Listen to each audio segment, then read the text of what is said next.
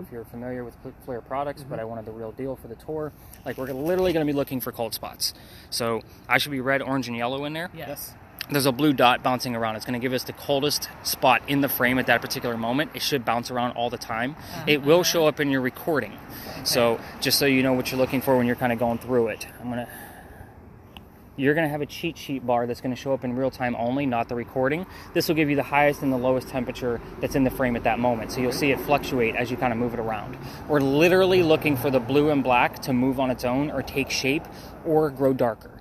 So those are going to be something of an entity, fingers crossed. Okay. Now, does this capture something every single night? It does not. I might get about 4 to 6 pieces per year when I'm out here 6 nights a week, most of the season. But with that, I only capture about 4 to 6 pieces per year that I'm like perfectly verified. Like, that's, paranormal activity. But if we're not recording, we won't have any recordings. So with that said, I'm going to give you a few starts and stops throughout the night just because of the temperature. As great as this hardware is, the software sucks. So we're going to do some starts and stops. I'll splice it all together so you guys have one video to watch, so forth and so on. So that's going to go to you. You're going to keep the camera on your left all night long. So I know it might be, and again, it's a construction phone, so you can't really do any damage to it. so I say, right? I take that as a challenge, but okay. I will also tell you, when I was fiddling around with my phone when we first came over here, I was setting up the voice recorder. So there's a voice recorder on my bag. That's for you guys, so you have the stories over again, because again, I'm going to take you to weird spots. These other tours won't need it. So you're going to need it for those stories and to listen for EVPs, electronic voice phenomenon. Obviously, if that's a lingo you don't understand, I can explain it. But again, I don't listen to the audio because I already have the stories memorized. If you find something, you know how to get a hold of me, but you're also going to have my email address at the end of this. You get in touch with me and tell me what you found. So, let's get you something. Have a tool. So, spirit boxes. Kind of a must-have, at least when you're working with me. I love them. I use multiple different types. When I have a smaller group like this, I always go to this one as my go-to because it does record. The nice thing about that, a spirit box is a communication device. Spirit boxes on television are basically white noise, right? They say that they can manipulate the white noise, they can, make words out of it for us. Mine are slowed down on purpose because disembodied voices, like what they tell you on TV, are also a rarity. You're not going to capture 4 or 5 every single location you go to. So what I use this for when I slow it down, I want you to listen to the radio chatter. The radio chatter, song lyrics, DJs, commercials, could be clues to who's actually around us. It just depends on the person, the location. I've even heard stuff come up about my groups. So when you're listening, really? Oh yeah, Ooh. Happens all the time. All the time. Like so, what, they're like, get out of here? No, like if you brought somebody with you and Grandma Frances says, hey, Frances, and then all of a sudden she had a black cat and you hear black cat come up, that's a signal to you that she's here. Okay. That's kind of how I have to put these clues together. We're going to talk more about the spirit box as we move along. Okay. But you're going to have a set of earbuds. You can listen with just one if you want, because you're going to need the history. When I give these to teenagers, they usually put both of them in because they don't care about the history. But you can listen with just one. I'll show you how to work the volume. But for now, I'm going to hand you that. And it is recording already. So even when it's on mute, it records at a nice even level. You get that full recording back. I spot check it. I give you about 15 to 20 markers of things that I found. Whatever you hear in real time, I keep a notepad in my side pocket so I can write those things down. They go in your extra notes because I might miss them during my spot check. So, hey, look, they're all yellow today. And I don't want these back. So, earwax is gross. Let's just put it out there. Let me get this on for you and show you where the plug-in is. But yeah, I buy these in bulk just because. Just because. Yeah. And we actually just started doing this, and it's kind of a genius move because when I have my groups of 10, like, there's 2 of these out there, and then I have another spirit box that's open air, so it's like that's just too much static. And some of these places we're gonna be around horses and things like that, so it's just better with 2 of them having earbuds. All right, so look at that. You're already on the right side. Look at me working in the dark. Perfect. So choose whichever one you want. Okay. They're not very loud. The volume for this guy, just so you know, is right at the top above the numbers. It's a dial, so it's a wheel. It's not the actual button. It's kind of inlaid a little bit. You gotta press it. Like right there? Yep, you got it. Okay. So, again, what you're listening for are those song lyrics and DJs. You tell me whatever you hear. I'll write them down based on our location, see if it's legit. The last piece that I'm going to be running on me, it's another spirit box. And a lot of people laugh at this one because it works completely different. And yes, it is a phone app, but I love it. It works really well. So if you've seen the Ovulus on the TV shows, it gives you the word, has 2 little antennas sticking up. This one works the exact same way. So it has over 9,000 terms in here, and it's going to give us a word from time to time. It's going to save them all to a list. That's why I love this guy. The last tour I did has 67 terms. That's a little light. I normally get about 75, but it gives me timestamps. So if there is something legit that's a specific detail to the location of where we are, I then know to maybe look at the video camera, maybe listen to your spirit box during that time frame. But I'm going to clear them out so you guys start off fresh. 80% of what comes out of this thing is absolute bullshit, like the word killing. We don't need it. Right. There was no killing here. We're going to talk about Big John's, but there's no killing. There's not even a death. There's a haunting, but there's no death. So, again, 80% bullshit. The other 20%, I'll tell you why it was relevant and then give you the link, but I'm going to give you the full list because you might be too afraid to tell me that Grandma Frances and her black cat are here and that may have popped up in your list. So that way you always get the list. And she killed the cat. And she killed the cat. It's all making sense now. You got to piece it together. That's right. So, this one will go in this pocket. Cargo pants and obviously lots of pockets are a necessity in my profession. The wife makes fun of me because I can't remember the last time I had a pair of jeans on. Oh. All I do is wear, cargo pants. All right, so let's talk about Big John, shall we? Let's. Big John was a football player for the 1947 New York Giants. Story time. Did I not give you guys milk and cookies? Sorry, just making sure you're paying attention. So, 1947 New York Giants, this was his bar. He used to sit in the back of the bar, and he used to tell the bartender if the cadets coming over from the Citadel if they were old enough to drink or not. One night, two guys come in, they're not old enough. He has the bartender throw them out. They leave pretty pissed. They come back the next night. They try to steal the cash register from the front of the bar. John sees what's going on. He gets pretty angry. He gets up from the bar and just starts pounding these guys into the floor, beating the hell out of them. A couple of gunshots go off. John gets hit in the neck, and the bullet lands in the wall. John gets up after being shot, goes back to the bar, and tells the bartender to get him another beer, get the two guys on the floor in an ambulance. So, John's the only one that got shot, which is the funny thing in the story, and the two guys are still laying on the floor. Nobody dies. What's haunting the place is the bullet hole. It's allegedly still here. Even after the renovations into this Big John's that we have now, just a few months ago, this past summer, even if it's not still here, John's blood is still on this building. People that sit in the front of this bar tend to get a little queasy, nauseous, headache, that kind of thing. A lot of my guests will tell me, I just ate there and I couldn't finish my dinner. It happens all the time. I bring this up as a heated warning on purpose. We're legitimately going to be dealing with haunted locations. If you start to feel any of those symptoms, I need to know immediately. I will tell you that people have passed out from this tour. I will probably even tell you a few stories along the way of when people passed out because it's relative to the story. So if you guys feel those things, let me know. I know that you're kind of like, yeah, really, I'm going to get a headache, big deal. But it's from the cold. But again, I've had to call EMTs. I had to call an EMT 2 weeks ago. Oh. Yeah. So, I'll tell you all about that once we get to that location, because it could very well be relevant. But let's get your mind off your own. You guys already know we had a big earthquake here in 1886. Yes. Because you've taken tours. Right? That's another reason why I ask that, so I don't repeat myself too much. This is allegedly where the first death occurred from that earthquake. So the big mantle you see in the middle of the wall there, the white piece, it actually wraps around the front of the building as well. A piece of it broke off, struck somebody in the back of the head, and killed him. There's our killing from the spirit box word. And they say you can see his ghost in the middle of East Bay Street. Now I say apparently a lot with that because I don't have any proof. There is no proof of this story. It's just kind of a grapevine effect, and not to mention it gets the moms on my tour to stop thinking about their kids are going to get sick on my tour. So it works out. I say we go ghost hunting. Let's go this way.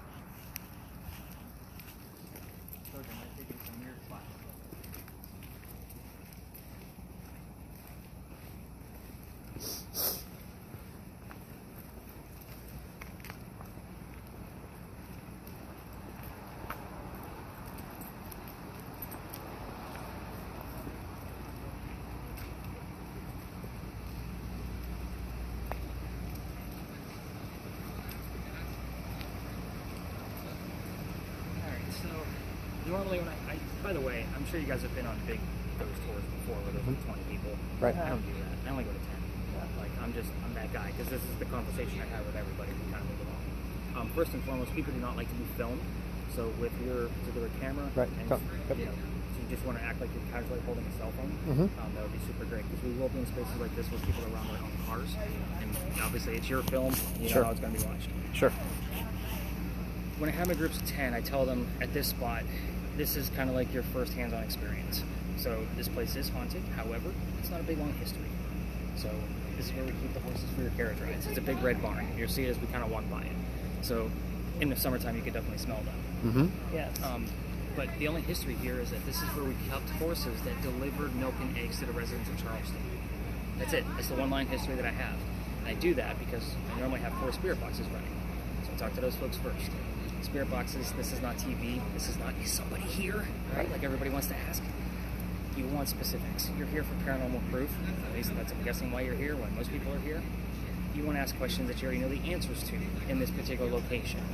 The next spot won't be that one. So this is kind of that hands-on experience. Obviously, this is a big red barn. You can't see the whole thing yet, but when we walk by it, I normally spread my spirit box people out and I tell them, go ask what color the big red barn is and listen for the answer.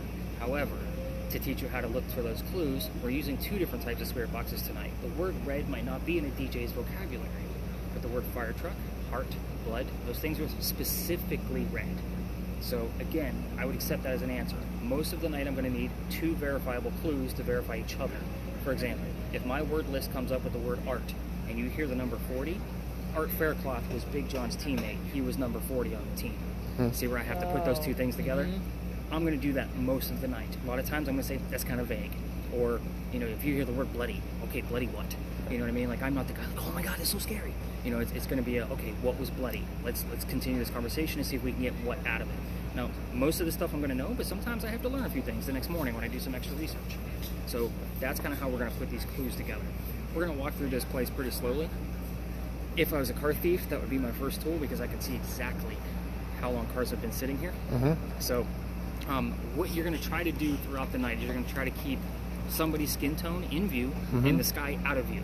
The reason why is because our skin is going to be the warmest thing out here. It's cold out here. Right? So we're going to be 97 to 99 degrees. Hopefully nobody's over that. But it's COVID time, right? Gotta make a joke. But with that, it creates a flare of a inflection of the colors, so that way we can actually see those darker spots a lot easier.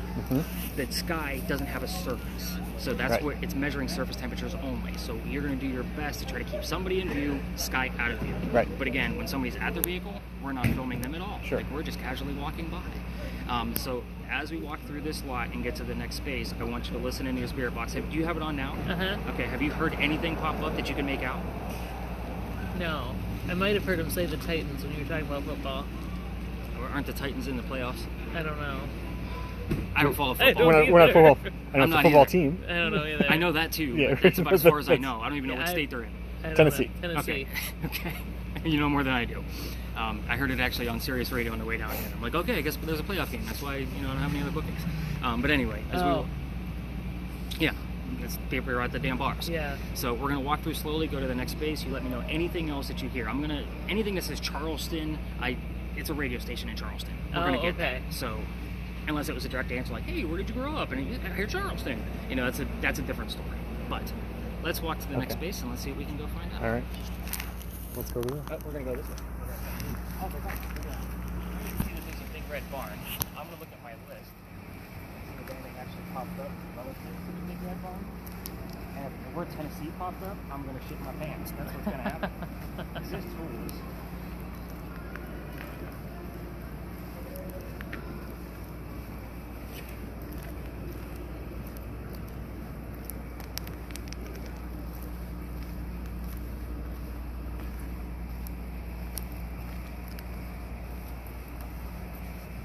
I have my groups of 10, like I have the laser lights out, I have a full spectrum camera, but this stuff is like the main recording stuff that I go through first. That's why I always focus on this when I have the smaller pictures.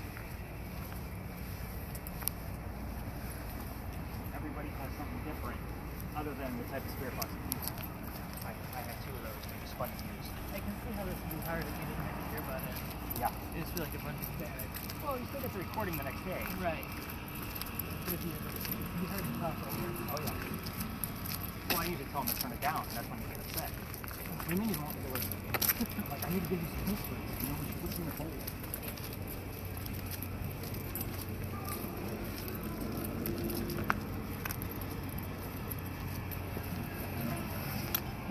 I don't normally wear this many layers, so I'm like stretched out a little bit. Alright, so welcome to another beautiful side of Charleston. Again, somebody's coming to their vehicle, so just kind of keep that in mind. This place used to be something. I think I just you broke it. I bumped it. Dude. Bumped it. Alright, cool. We're back on. Again, keep that thing on your left. So this place, by the way, I'm not going to be giving you questions like what color is George Washington's white horse, as we will spend a little bit more time here than just passing through, because this is a very active spot for me. So this place used to be the Charles and Eliza Pinckney mansion. So their mansion actually sat broad, wide against the street. That's a big deal, and we'll talk more about architecture as we move along. But that's where the house stood. Eliza's garden was behind the Five Church restaurant and came all the way across. And then this is where the servant and slave quarters used to be. It actually overlapped this median right here in between the two spaces. So what the heck was this place, besides their mansion? Charles and Eliza had a son named Charles and had a nephew named Charles. That's 3 different Charleses. Do you see why I normally need 2 different clues? Because I never know who the hell I'm talking to. The son and the nephew were signers of the Constitution for us, for South Carolina. Like, that's a pretty big deal to us. However, you guys are on vacation, and I don't want to talk about politics either. Right. Let's talk about Eliza. You guys have been here many times. You've probably seen the word indigo. This is where it started, literally. So, Eliza married Charles at a young age. I'm not going to tell you how old she was. I'm going to tell you she was young according to today's standards, not the colonial times of when she lived. So, but Charles was over double her age. So if you hopefully get either one of those numbers, that would be cool. But she married him because her father over in England thought he was dying. And he wanted to see all his kids one last time. She didn't think he was dying. So, instead, she got married. This is 1744. There's no such thing as citizenship and green cards and all that shit, because we're not even a country yet. Right. So he starts sending her gifts because he didn't die right away, and it was kind of an apologetic, I'm sorry I tried to drag you all the way back home, but she was already married anyway. And she did marry out of love. Even though Charles was over double her age, they weren't married for very long because he died. And she did remain a widow. And it was out of love. So one of the gifts that he happened to send over, you guessed it, is indigo. You guys are both wearing it right now because indigo makes blue dye that makes our blue jeans blue. Normally when I have teenagers here, I have to go into these full explanations, so let me know if I'm going too far. It's going to be nice. I don't have to dummy it down. But anyway. Yeah, a little bit. Yeah, but some of these Destroy kids, it. we're going to talk about Kodak later, Right. and the kids have no idea what the hell Kodak is. They don't understand that we held pictures. What? Right. So That's funny. yeah, very funny. But anyway, I bring up the slaves and the servants because she didn't know how to keep it going. Obviously, there are not warm temperatures all year round. So she learned from them because they're Gullah slaves. They came straight from Africa. They're agriculturists, basically. So once she figured it out, she moved it to a plantation in Mount Pleasant, just north of here, and then calls her dad and wants some overseas contacts to be able to sell this because our rice plantations were going downhill. She knew she could make a killing. There's that word again. So now we have an international businesswoman during colonial times.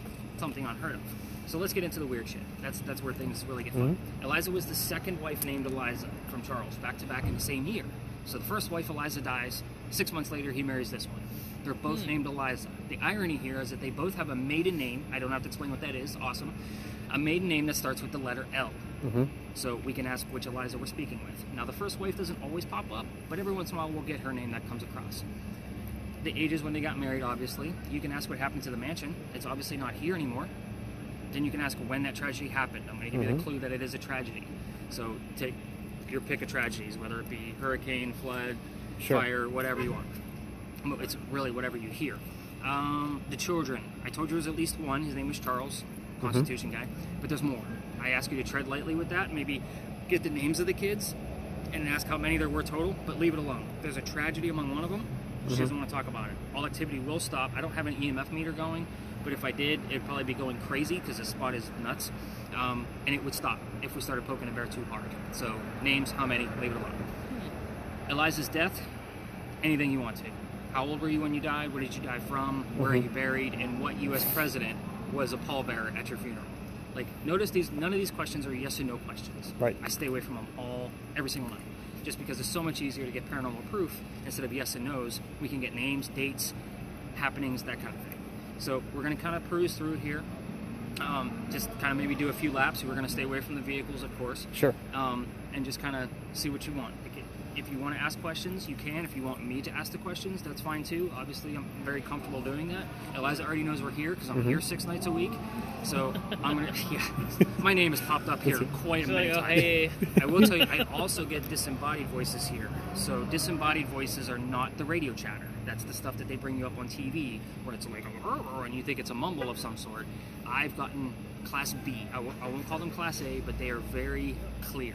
I won't have to tell you what they said. Let's just put it that way. So, very cool stuff. Have you heard anything since we've been here? I mean, every once in a while, something that sounds different than the radio, but I can't hear what it says. word brimstone just showed up. Do you see how 80% of this doesn't mean a damn thing? Like, where I'm like, yeah, that's nothing. I don't think I've ever seen that word pop up on here, by the way. I've been using this thing for You want you to pay closer attention. Come on, get more into it. What's that? Get more into it. Pay Into attention. what? No, you're supposed to be She's good. listening. Yeah. She's good. It's like you can't hear it almost. Well- like, you know it's different, but... When it's recording, too, plus I'm spitting off Sure. a crap ton of history at Right. her. You know, she's trying to pay attention to both. I'm asking her to use her senses in ways that she's not used to. So, Do a better job. they're all going to be saying bad things about you on the recording. That's fine. yeah, that's all I'm recording. You're right. It'll show how much fun you guys had.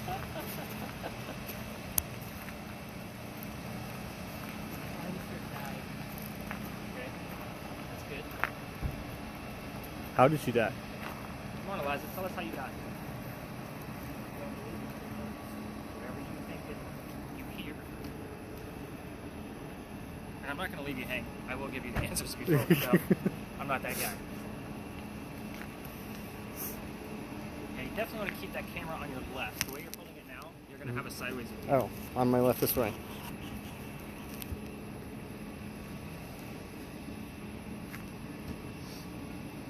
Yeah, I send that to YouTube, and YouTube doesn't know the flippies, Mm-hmm. so it just moves it and leaves it there.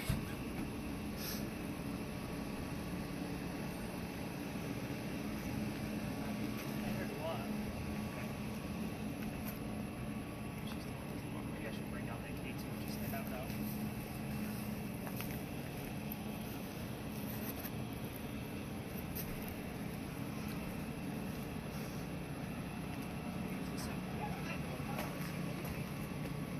I'm sure you've seen these before. Yeah. And just the look of the group.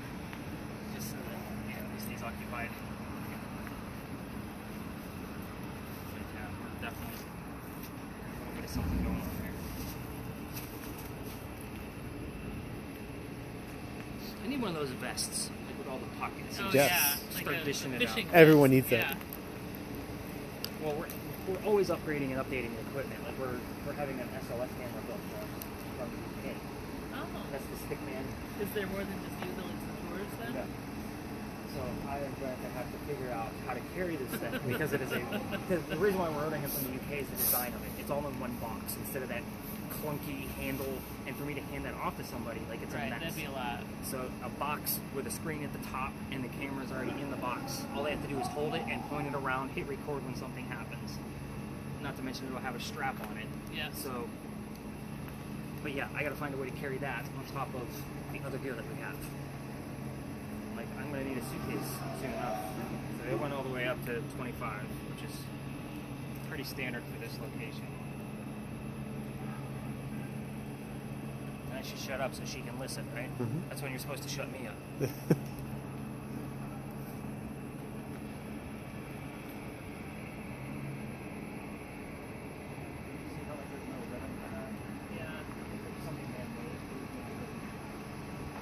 How did you die?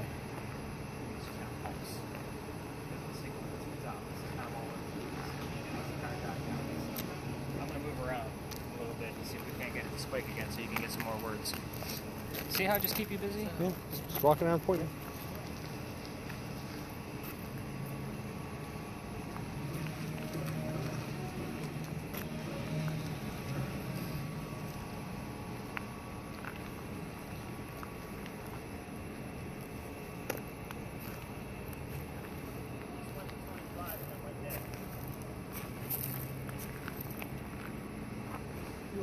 It went all the way red, like spiking like crazy, and then just dropped down to nothing.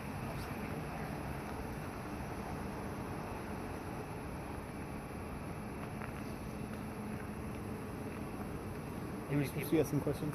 What? Aren't you supposed to ask some questions? She can. There's the word child. Which child do you want to tell us about? Come on, Eliza, give us some names. Do both Elizas have children? No, Just a second. just a second. How old was the first one? The first Eliza or the first Yeah, child? The first Eliza. First Eliza, I don't know. I'm not going to make up a number. I'm going to say. I do think it's interesting that you had the word died and I had child. Yeah. I want to see if we And can we're get not that. supposed to talk about. That's the one we're not supposed Yeah, to poke right. the bear with. Sure.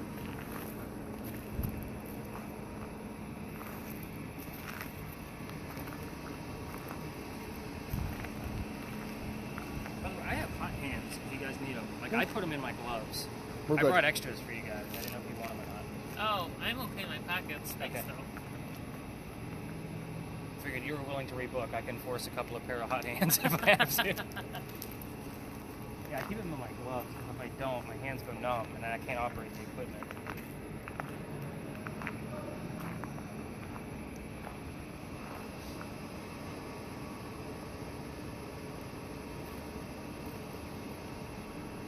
Come on, Eliza, give us something. Let's change the subject. How old were you when you got married? How old is your husband? I want to know about the pallbearers. Eliza, it's not like you don't know these questions. Stick to the fun ones. I mean, if people go rogue, they ask their own. Here. But I tell them, I'm like, just make sure it's something I can prove. What happened to your house? Yes, where's the house?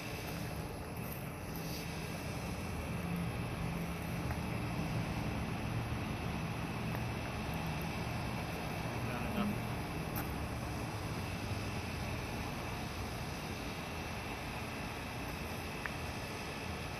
I think I looked at those gloves when I bought this coat.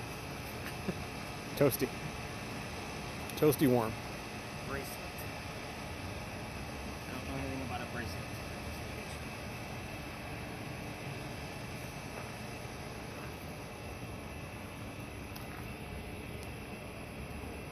Any numbers? No, I'm just hearing the radio stations. Okay. No words are popping up out of those DJs. It's going nuts now. Was.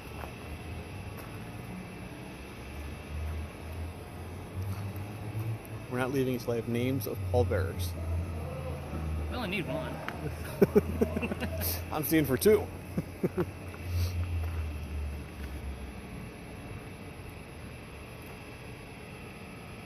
Well, the interesting thing about that is that we would need a secondary clue to make sure it's the right one because he shares a name with the son and Eliza's father. Diabetes. Oh. Bum bum bum.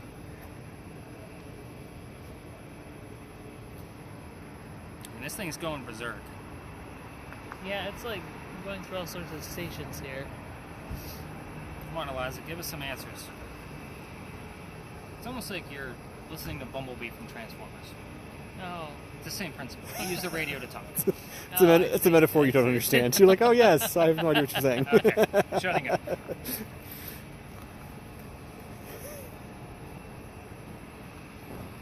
gotta record these numbers. I was hoping something else would pop up with diabetes.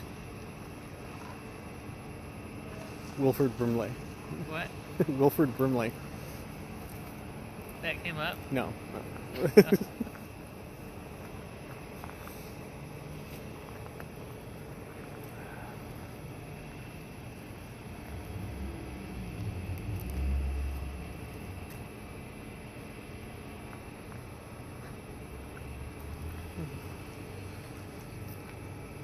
Any crazy temperature changes on your end? No.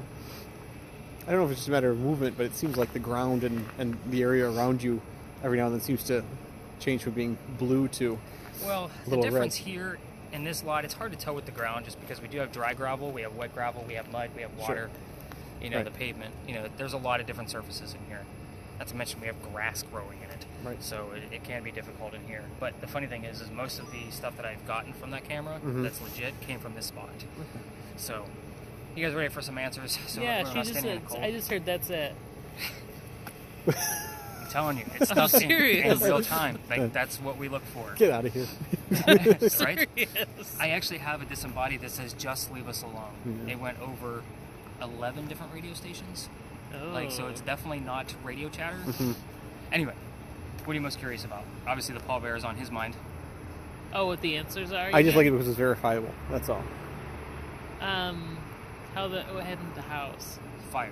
That's what I thought. 1861, almost 70 years after Eliza's death. The interesting thing about that fire, you know, we've had tons of great fires. Sure. This one started off at the Harris Teeter grocery store up the street, came down this way, took out half the mansion, and then literally went to the other side of the peninsula. The mansion didn't fall all the way down, but it took out a good portion of it. The only photos we have of it are after the fire. You'll see that in your notes. Or if I bring out the tablet later, I'll flip through and grab it. But they're loud. Yeah, it's like a party. Eliza's death, we'll go through that piece since she's so interested about the pallbearer. Eliza was 70 years old when she died. Oh, wow. In It's an old lady. 1793. She was born in 1722, which is ironic because she was 22 when she got married. Charles was 45. So she died of breast cancer, believe it or not, in 1793. We didn't even know what the hell breast cancer was. Right. She was going up for treatments for whatever they thought she had, because she didn't know what it was. For certain, we're going based off her medical records. It's not like, oh, you know, she figured it out. That's where she died in Philadelphia, trying to get the treatments for whatever she thought she had. That's also where she's buried. So that should also answer the question of why Stories in a Cemetery doesn't take you to actual cemeteries. You're going to go to your mansion 600 miles away. Sure. Right. This is where she was happy. The pallbearer was George Washington, at his own request, based on her helping to get the country started with her indigo. He was very close with the Pinckneys when he did his, I think it was a 7-day visit here in Charleston. The Pinckneys hosted a lot of their dinners together, so he knew them pretty well. Like the Pinckneys were all political, obviously, except for her. The children, it's 4 of them, so if you heard the number 4, that normally pops up here, just the number 4. Charles, then there was Thomas. He was a Revolutionary War hero, and he fought in the Battle of Camden and was captured after being shot in the left leg. So again, when I tell you like little silly things like, oh, I heard leave or left, I'm like, well, that's because Thomas was shot in the left leg. So let's wait for other clues to come up. But with that, that's usually the clues that I look for with him. Then there was baby George. Told you, president and his son share the same name. We don't know how old George was. Could have been days, could have been weeks. Based on the death certificate, it has the same month and year in the birth and death column. Right. There's no grave, no headstone. Possibility, slight possibility, that they kept the baby mummified here and waited for mom to pass away so he could be buried with her. Right. Now keep in mind, she died in Philadelphia, so they would have transported that child all the way to Philly by horse and buggy. Well, he's already mummified for how long? He was just in the home. It's a possibility. So again, I don't like to poke the bear too much, but you did hear Jide, and I had the word child pop up. So let's see if George pops up anywhere else. Last child, her name was Harriet. She married in Horry. If you know anything about South Carolina, Myrtle Beach is in Horry County. So that's about the area where her daughter lived. Wouldn't have been a whole lot of car rides to go see her. Lots of letter writing. Harriet doesn't show up here very often, but when she does, usually something around letter writing. Ink, pen, paper, published, that kind of thing. Oh, by the way, Lucas was the maiden name of the one who planted the indigo, second wife, and then Lamb was the first wife. Lucas so the Lamb. Lamb and Lucas. So those were the 2 names you're looking for there when I'm kind of going through your data. You could stop your video, by the way. Yeah. We're going to give it a little break. Stop. You can put it in your pocket if you want to after you get it stopped. That was where the original Charlestown Wall used to be. I'm sure you guys knew that this was Charlestown, the walled city. This was one of the first streets we ever had. So, I'm not going to say the very first street because it probably wasn't. But people used to live here. The funny thing is I have a full list of names of every person that's ever lived here. That's why I wait for those names to pop up. The names I normally get are Benjamin and John. Very common names, I know, but when they show up every 6 to 7 weeks on the same notation, it kind of falls into that residual ghost, theory, right? And there's a couple of reasons why it works here. So what we were just dealing with the Pinckneys down there was intelligent ghosts. You ask questions, you get answers. Over here, it's like watching a movie. You wait. We're on that 6-week rotation portion where something has a good possibility of coming through. It doesn't matter what spirit works. It's not one or the other, one of the 4. What we're walking on, these are original cobblestone, but they're Belgian blocks. So they're made out of granite. They're pure granite. Now, the interesting thing about anything that comes pure from the earth that way has the consciousness of memories within it. So again, it makes sense why I keep getting the same names over and over and over again. When I say people lived here, it wasn't like the whole block was lined with houses. 4 or 5 people lived here at a time. Benjamin and John both lived here in 1801. That's 2 out of 5 people. Every once in a while, not often, but a third name will pop up. The name is Jane. That's a third person from 1801. Can I find anything relevant to 1801 in Lodge Alley? Can't. Just very interesting that it pops up that way. Now this is Lodge Alley Inn. Every hotel has a reported haunting of some kind of ghost. And hopefully this summer the wife and I will make it to start doing a round robin so that way we can have more podcast episodes of doing investigations in all these haunted rooms to either debunk it or prove what's actually going on. other piece of why I like to bring you down here is because before people lived here, the Freemasons had a Masonic lodge here, which is where it gets its name from. So we do get terms around the Freemasons. Obviously, Freemason, Mason, Brick. I've heard Illuminati here a few times, which always makes me giggle. So, because when you hear it, you're like, really? Let me look at the timestamp on that. Right. Yeah, we were in Lodge Alley. That's Freemasons. But the people that did live down here, I'd like to point this out. We're going to go back to the architecture for a second. I told you that there was, the broad side of Pinckney mansion, right? The people that were down here lived in shotgun houses. So you guys are from up north. That term should be somewhat familiar. Yep. But the smell of low tide would have been coming over that wall, and it makes sense that these people would have been considered lower class. Now, if you walk down to the Battery, you notice the houses are skinny, and they go walk back. I don't know if you know this, but you were taxed based on how much street side you took. Yes. That's why they're skinny in the front. The Pinckneys didn't care. They had money. We'll pay your damn taxes. We're going to show off our house. Those bragging rights. So again, I like to show off that little bit of architecture from here to there to down the road. But again, the other part of the wall was across the street. So these people aren't very happy down here. These are kind of miserable times for them. But it is a very interesting space. We are going to continue to get some footage as we kind of go through here. This is a quick stop. We're going to walk through it. You're going to continue listening. Let me know what you hear, of course. We don't normally get any EMF down here. It's too hard to tell with the two buildings in between us where it's coming from. So I don't like to get us false positives. The next place we're going to go to is another alley. You probably heard that story already. However, my groups are not allowed down there. I pissed off the resident at the end of the alley. So I still like to tell the story because we still get a ton of evidence. Philadelphia alley, does that ring a bell? No. You've been on ghost tours? Have you never been to Philadelphia? I don't know. It's been a while. It's a dual story. No? No. Oh. Nothing stands out. Wow, something exciting. So, we're gonna stop and we're gonna talk about that story. We still get a lot of evidence out of that, so we'll kind of see what goes on there. Okay.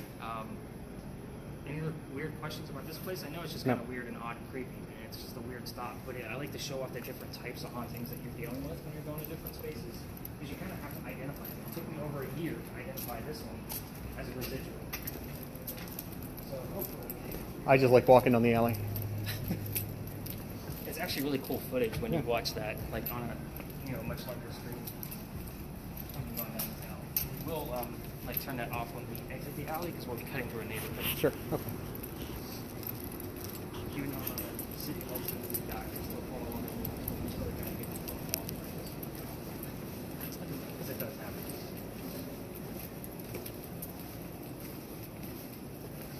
Probably, especially if you have big groups. Well, I have a bunch of blinking lights and cameras. All my stuff is out. Yeah, I have to be very careful where to go. Like I've already got that one. Like that was for me to okay, I'm not going to lose my business over one angry neighbor. Reroute.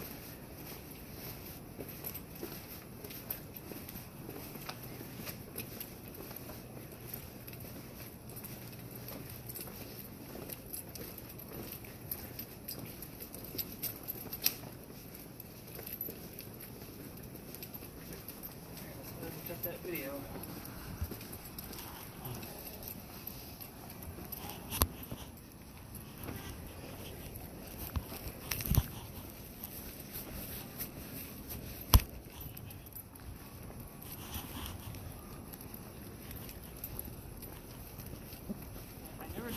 About the people that already know about like the little Charleston nuances, like the tax on your houses, and we're going to talk about earthquake bolts. And I'm sure you already know what those are. Yep. And, the ones I point out are significantly different, which you may have seen them already.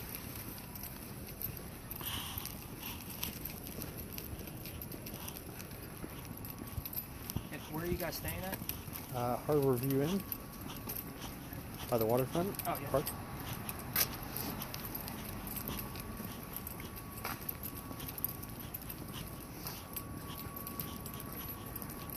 Which my recollection from the first time we were here was that it was like on the water, and now it seems like there's an awful lot of development in front of it. No, that's that downtown, or is that the one over Mount Pleasant? No, down here. It's on Vendu or whatever. By Oh, the yeah. waterfront Okay. park. Yeah, I know. By the funny fountain. Pineapple Fountain. Yeah. Yes. Locals call that Pineapple Park. Why we're associated with pineapples?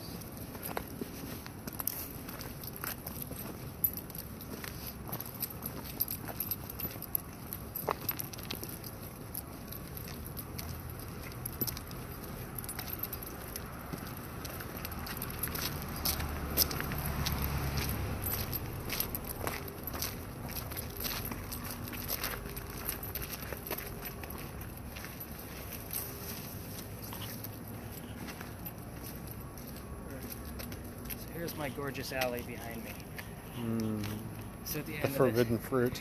well, technically we're allowed to tour halfway through it. We're allowed to go to where the marker is, historical marker, because it is residential at the end. Yeah. Well, I used to take people all the way through it.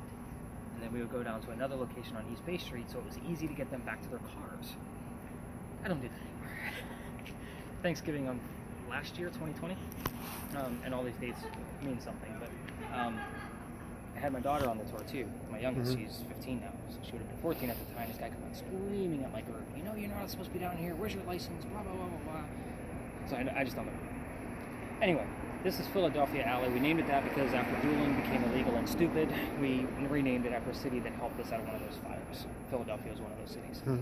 We all tell the story of one duel because we can actually prove it. So I always look at my list here just to kind of see where we're at. I really like your version of that coat, man.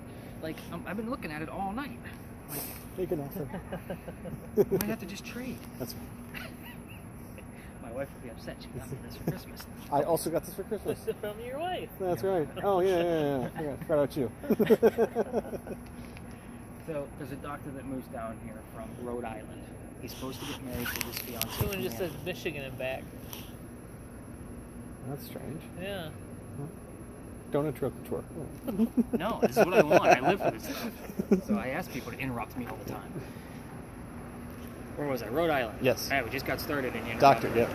So he moves down here because he's supposed to get married to his fiancée, Amanda.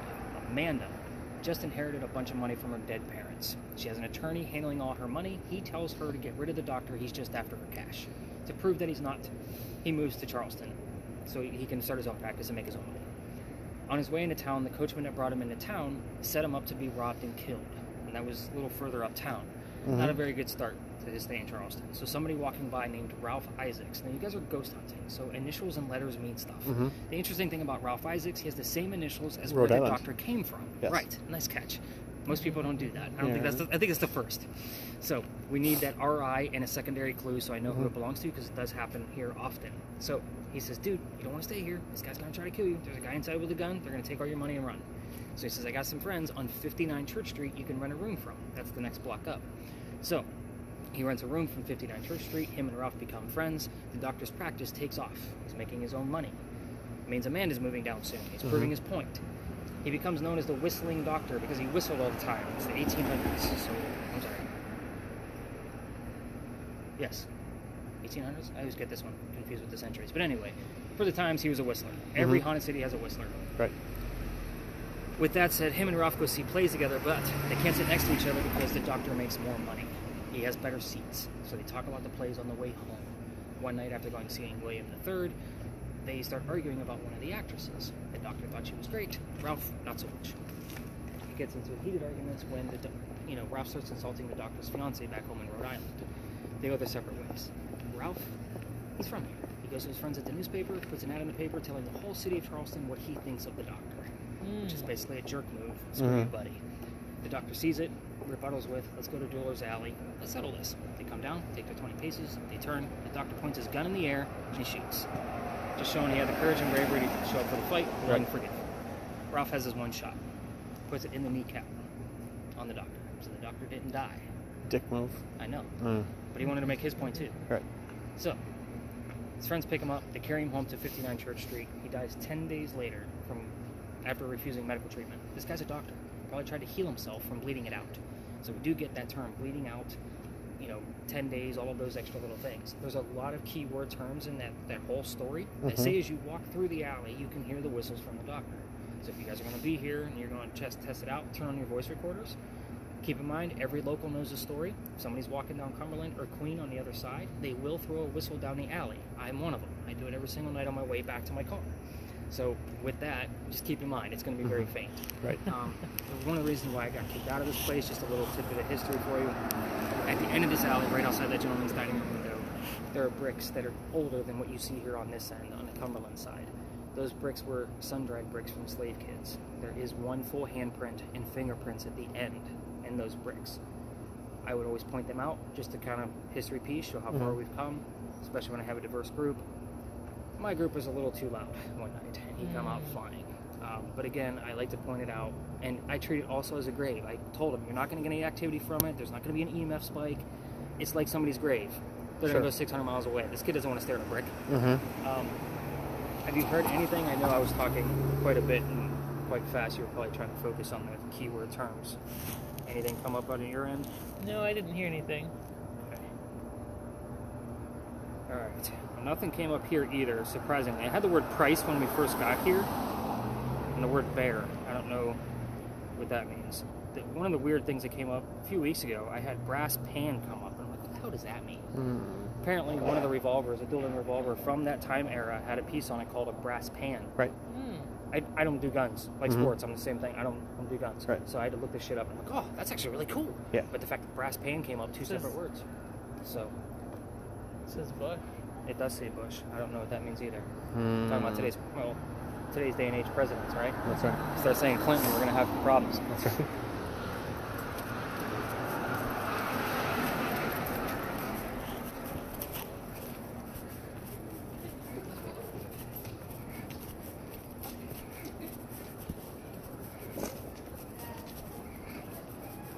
It's like, who's this?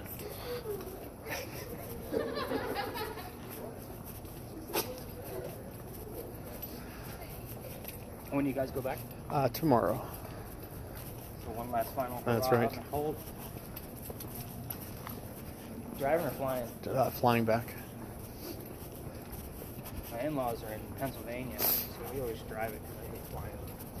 I hate to fly. Hate it. It's particularly no fun now. I have flown probably 18 years, Oh. so I probably wouldn't know any different anyway.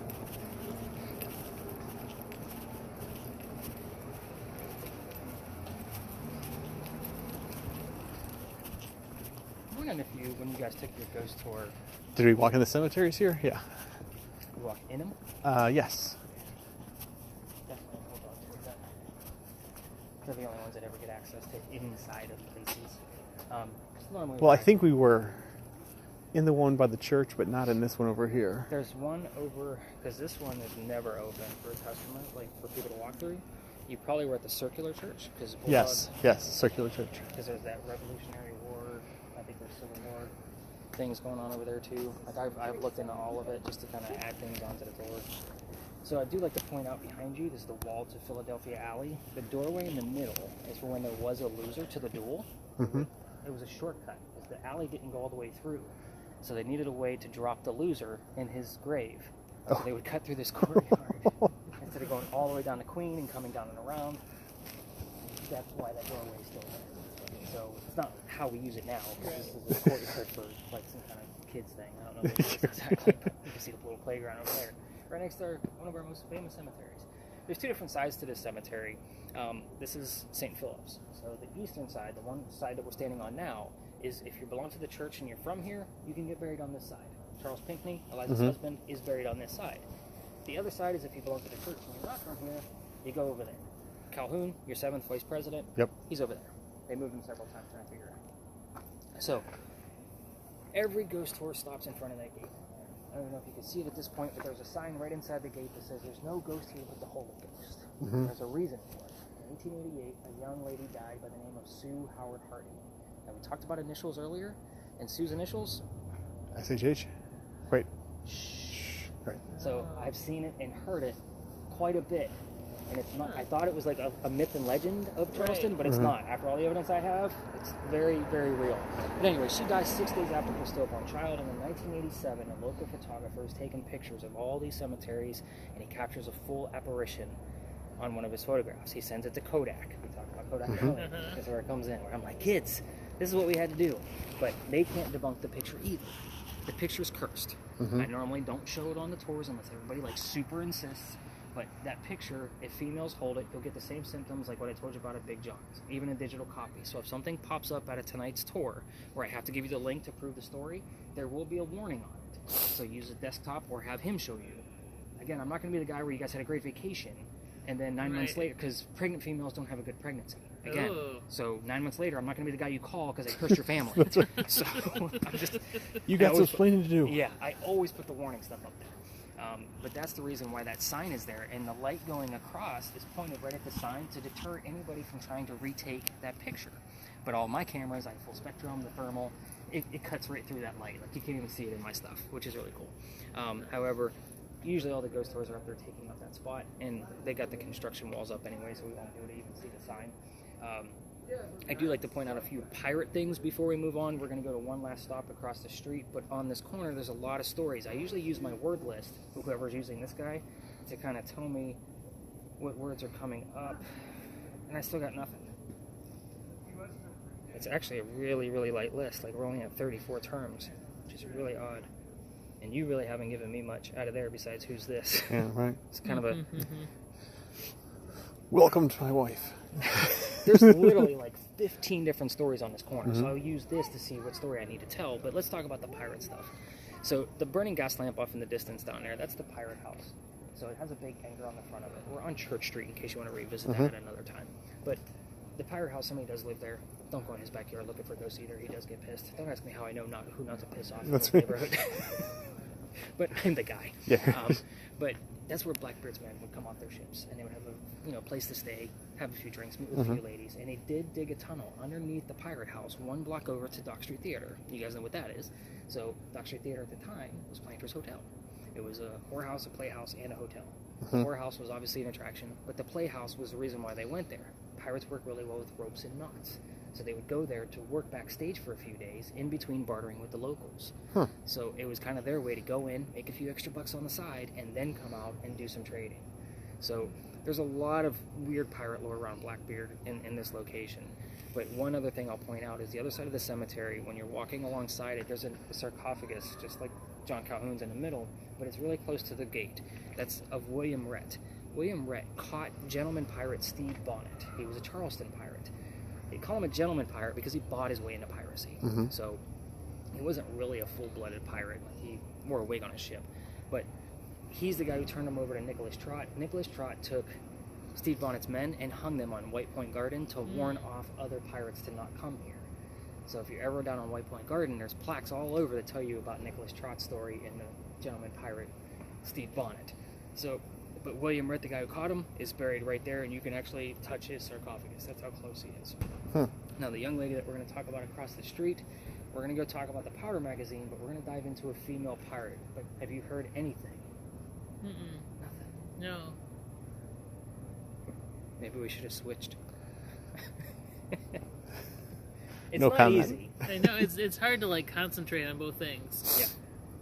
Well, you have to remember, when I have my groups of 10, there's 2 people doing what you're doing, so that way somebody's always spitting something out at me. And then usually with this spirit box that I have, because there's not very many buttons that they can hit and basically screw it up, there's only 2 things, this will go to my elderly person in the group. So the kids get the little blinky lights, the elderly get this guy, or somebody that's a little timid that I don't want anything complicated. Right. Like what That you're should have doing. been me. I should have done that guy. Well, the guys of the group get the cameras. Right. So, because 9 times out of 10, their wife drugged them there, and I'm the guy that's telling the folklore, not the real stuff. So, I give them some toys to play with. Oh, technology, let's do this. Right, That's right. Let's go learn about this female pirate. I got the word melt. Really? Today, of all days, you want to give me melt? The tour that we were on took us by here, told us a story, Yeah. and they suggested that we take pictures. And I don't remember what the story was about the cemetery. It's probably the Sue Howard Hardy across the street, or if you were over at the Circular Church. Well, I just went back and earlier today we walked by here, and I remember we took pictures outside this cemetery, looking this direction. Something about a kid being in the cemetery. Yeah, it was a kid. It had something to do with- Really? Anyway, I don't remember the Because story. I know that the photograph that the photographer took is a woman wearing a shawl over Sue's grave with a baby basket next to her. Oh. And you could see the basket, like you could see the weaves in it. Like it's pretty clear. Like there's no mistaking what it actually is. This one I think had to do with the kid being in the cemetery. I don't know what that story is, Yeah, but I'm right. definitely going to look it Yeah. up. If that's the case, I got the word boots. That's weird. Again, I'm getting terms that I don't normally see. Yeah. So I'm like trying to piece it together in my head going, what the hell does that mean? Because even like, It just said, really, I've got no joy. I'm telling you. And what's weird is, like, what I tell people is, even like when we were at Pinckney Mansion, things from Big John can come through there. While we're here, things from Sue, even things from the alley, the dual store can come through over here. It's happened. Huh. Again, we're in the relative area. It's not like we have to be standing right here for something to happen. So again, I'm always looking, because I know where we're at, and there's so many stories going on in this corner. Like that kid story, I don't know what the hell that is. I'm going to have to go home and Google that. Do you remember what it was? I feel like it was a story I heard more than one time about a kid being in the cemetery and other kids seeing its ghost. I don't know. Yeah, I don't remember the story at all, but whatever it was, they brought us through here, and then we walked back by, and that's when we took our picture. It's weird that they didn't have you try to retake the picture of the Sue Howard hurting, because that's usually what the other tours do these days. But what was that phrase again? I have no joy? Yeah. That's kind of relative to where we are. We'll see what happens with it. Like that's a weird one. That's a lot to come through. If you knew what she was listening to, you would know that that's a lot of terms to come through. And I know they're all one syllable, but at the same time, I have no joy. It's 4 syllables. Like, that's a lot. Yeah, it seems like whatever I'm listening to has changed over here. Okay. Well, let's get into this story, because there's a lot going on here. We're going to talk about the building over there. That's the Powder Magazine. You already know that. That one over there, the strange roof. Okay. Yep. Yeah, we're going to talk about that roof. So the crosses on there are earthquake bolts. They're the very first set of earthquake bolts that we put in. You already know what earthquake bolts are. I won't go into explanation. I told you guys about the Charlestown Wall earlier. This street right here, Cumberland, this is where the wall existed. It went up past the Powder Magazine and then started going south towards the Battery. It locked it into the corners on purpose. If it gets attacked from the water 3 blocks away, it's going to have a hard time going through the 32-inch thick walls, because it's got gunpowder inside. They're trying to protect it. In the event that something does penetrate those walls and goes all the way through and blows up the gunpowder, the roof, those shingles have sand underneath them from 1712. It's supposed to blow up with the explosion, fall to put out the fire. It's a great idea that doesn't work. Like earthquake bolts. Right. So we had another Powder Magazine closer to the Battery. That's how we know that. It blew up, sand fell, burned it down. But anyway, I bring all this up because the construction of the building took 10 years to build. In the middle of its construction is where our story begins. We are here because this is a familiar post. So this is just, we don't have any buildings this old. This is the oldest government building in South Carolina. It's not our oldest building in Charleston. It's our oldest government building in the state. So we do have one building that's older. That's the Pink House on Chalmers Street. There's just no official record of it. It was finished in 1712, 1 year before this one. So if you want to know about the Pink House, we can go into that later. This building. So Anne Cormack moves here from Ireland in 1708, right in the middle of its construction. She moves here with her dad and his mistress. The mistress is her mother. You guys with me so far? The 3 of them are running away from his wife. Yeah, how pissed off was she that in 1708 you got to get on a boat and run? Yeah. Just saying. So they land in Georgetown, just north of here. Dad buys a plantation. Mom dies pretty quickly, which means he has to send young Anne down to Charlestown to sell anything from the plantation to keep things going. Back home in Ireland, Anne was kind of a badass. When she was about 6, 7, 8 years old, everything's real hazy with this story. 6, 7, 8, she killed one of her servants with a knife to the belly. Oh. She was pretty hardcore. Yeah, so kind of keep that in the back of your mind as we go through the rest of this. So we're going to fast forward. Building's done, 1713. In 1715, pirates are coming through town. At this point, Anne is like 15, 16 years old. She's pretty stoked. She's going to fall in love pretty quickly, and she does. This guy's name is James Bonney. Dad doesn't approve. He's a filthy-ass pirate. Doesn't approve either. They run away to Jamaica. They get married. Anne Cormack becomes Anne Bonney, your most famous female pirate of the Golden Age. Her career started right where we're standing. So, with that said, when she gets down there, James Bonney is not the Captain Jack Sparrow that she was hoping for. This is a privateer. He's a coward in her eyes. He's a spy for the British. So, a few years later, she falls in love again. This guy's name is Calico Jack. His real name is John Rackham. But Calico Jack is the Captain Jack Sparrow that she wanted, and he has his own ship, and she wants to be part of it. Girls curse pirate ships. You can't have a girl on the crew. He makes a deal with her. If you dress like one of the guys, you can be part of the crew, but you're going to be a female in my quarters. And she's okay with the cross-dressing because Dad back home in Ireland used to dress her up as a boy to keep her away from his wife. So she's like, whatever, let's do this. Put 2 and 2 together, being a female in the quarters, she's going to get pregnant. You cannot have a pregnant pirate dude on the crew. So he drops her off in Cuba. Go have the baby, come back later, we'll figure it out. So, And she goes to Cuba, comes back with no kid. We don't know what happened to the baby. Lots of holes in this story. Like I said, she's also dressed like a girl. She doesn't care about hiding her gender anymore. So this makes Jack pretty mad. He captured another pirate crew while she was away, and she's going to go flirting with that crew to make him even more mad. That's who she is. We're on guy number 3, in case you guys lost track. The guy she's flirting with turns out to be a female, dressed like a guy, to be part of the crew that Calico Jack just captured. So now we have 2 females dressed like guys trying to be pirates. Confusing times. I know, right? We thought all this was new. That's right now. Well, you should see the boards from the LGBTQ community Sure. about all this. Like, it's crazy, because all they hear is that there was 2 females falling in love. That's right. But anyway, with that said, she convinces this young lady, whose name was Mary Reed, to be part of the crew, and the British find out where they are. They send their entire fleet to come and capture one little pirate ship. Anne and Mary are the only 2 that are not drunk enough to come up and fight. They have their 1-bullet muskets and are trying to defend the ship. Now, with that said, they're obviously going to get taken. So, as they're being arrested, she looks at the captain, her beau, and says, "You should have fought like a man instead of going down like a dog." So the word dog shows up here from time to time on spirit boxes. The judge, Nicholas Laws, another judge named Nicholas. He wants to see the 2 men by themselves after he tries and hangs Calico Jack and all the men that were too afraid to come up and fight. So the 2 ladies go in front, they reveal their gender, hoping to save themselves. He doesn't care. So he says, "I'm going to hang you anyway, you're still pirates. We plead our bellies," was the last thing they said, basically claiming to be pregnant. Right. You cannot hang a pregnant woman in 1720. It's illegal. Right. So judge says, "Fine, back to jail with you." We'll see you in a few months. Yeah, when everything's over. Dad is still here in Charlestown with all of his Irish money. He bails out Anne, brings her back home. She remarries, guy number 4, has 4 kids, and dies at the age of 84. That's what we know. We don't even know where. Some stories say Virginia, some stories say she stayed here. As far as Mary Reed goes, she died a year later in a Jamaican jail from whatever pirates die from in a Jamaican jail. So it's probably scurvious and bumpy and gross. Take it as you will. I told you at the beginning of the tour that people pass out. This is one of the places over the summer I actually had a story that I was getting ready to tell back here, the whole Anne Bonny thing. I brought my group back here, and the young man next to me goes white as a ghost, no pun intended, and drops. I pick him up by the crook of his armpit and carry him over to that wall. His boyfriend is on the other side of me, trying to carry him over there. This kid, he's out. He starts talking to me. I send the boyfriend over to go get a bottle of water, bring him back. He starts to feel better. Then I tell the story.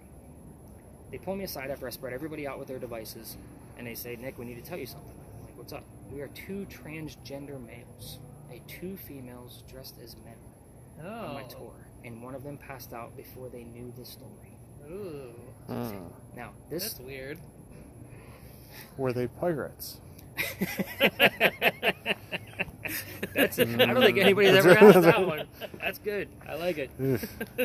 This space is a hit or miss. I hate to end on things like where it's like we're either going to get a lot or we're going to get nothing.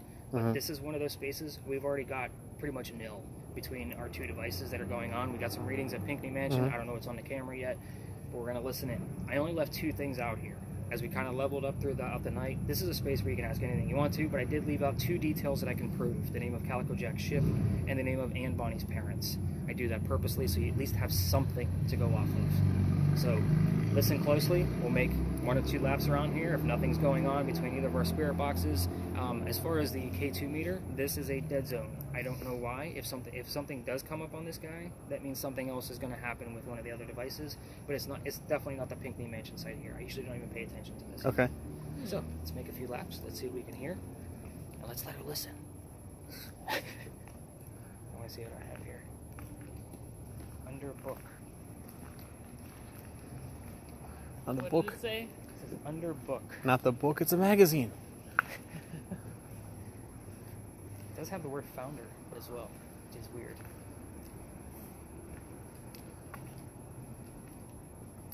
This list is actually really weak. Like I'm not. Oh, now we got the word hell. It's cold as hell. Yeah. This list is actually pretty disappointing to me. Normally I could pick out 4 or 5 things and like, oh, that's awesome, that's good stuff. Are you recording? I believe I am. Wait, I'm not. What has changed here? Dude, what have I done? I don't know. Hit the home screen. There's a liar.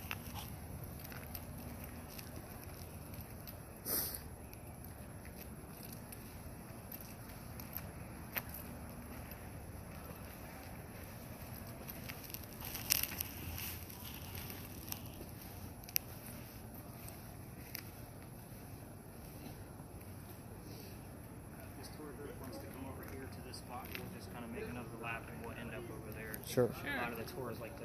I just stay out of their way because we're doing something totally different than them. They tell a story and move. During the summertime, it's like fighting for spots Yep. over here. Yeah. We're over it. So we'll get some towards the back.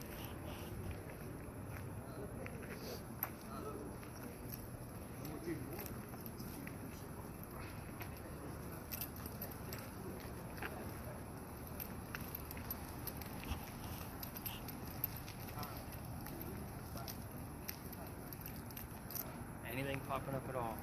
I like when the eyes wander. It's kind of like you're super listening at that point. Sunrise. Very, very weak terms. So yeah, those earthquake bolts are the first ones we put in. They're like Crosses? Yep. Well, they look like crosses, but Yeah. like that's what an earthquake bolt should look like. Sure. Sure. But I talk to a lot of Californians. It doesn't work. Yeah. I can only imagine the hassle if you've got 3-foot thick walls Yeah. and sand through the roof. Well, it's never been attacked. And that earthquake was, it was 1886. Mm-hmm. So the building was already up for 70 years before they decided let's reinforce it. Yeah.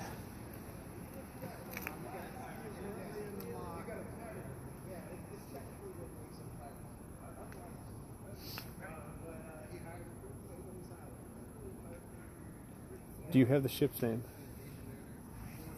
No. Well, you're not concentrating. She Focus. doesn't know what the ship's name is. Focus. You'll hear it. So are you like a big skeptic, or is this just like fun and games? It's just on the games. I get Except heckled for the a lot. picture I got on the Oh. Chinatour Ghost tour. Chinatown Ghost Tour. Yeah. I have the word funeral. I just don't have any relevance to what that could be. Again, I'm getting terms I don't normally see. I don't see boots all the time. Sunrise. That's not a normal term that I see.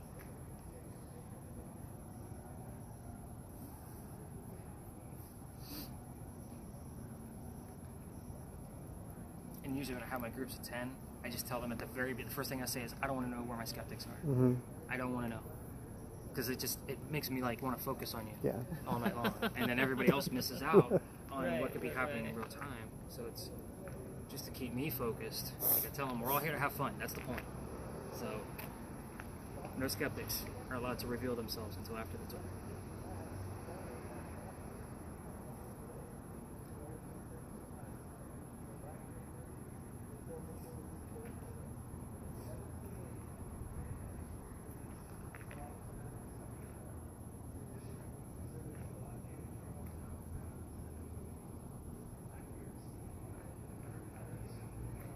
And the fact that you only heard a few things tonight is not uncommon. So don't think like, oh my god, I couldn't do it. Because when I go through it, and spot check it, I give you things that even aren't relevant. So that way you get used to like, what am I listening for? So, Right.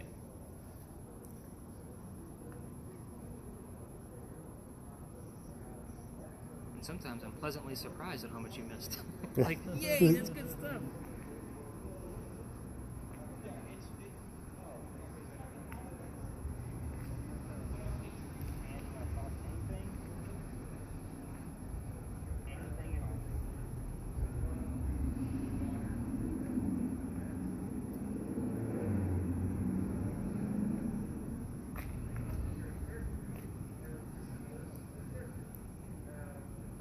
Now your camera is messed up quite a bit in here. Huh? I've seen that where a small group like this, the person with the spirit box, there's a white film that goes over them, Mm-hmm. and then the spirit box stops working. It's happened to me twice, different locations in the lot. Oh. Yeah. That camera can be weird. And the camera will still roll. Like, I have footage of it. It's the craziest thing. Huh. Come on, Ann. Give us anything before I shut it down.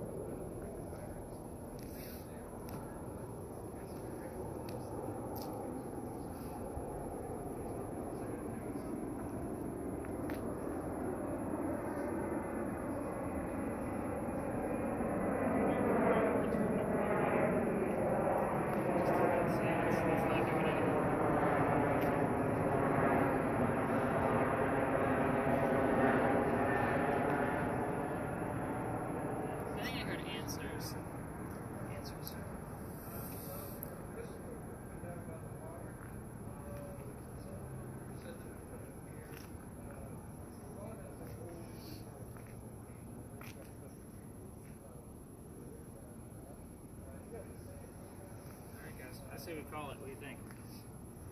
I'm not getting much Sounds here at all. good. It's cold. It is cold. Not much is going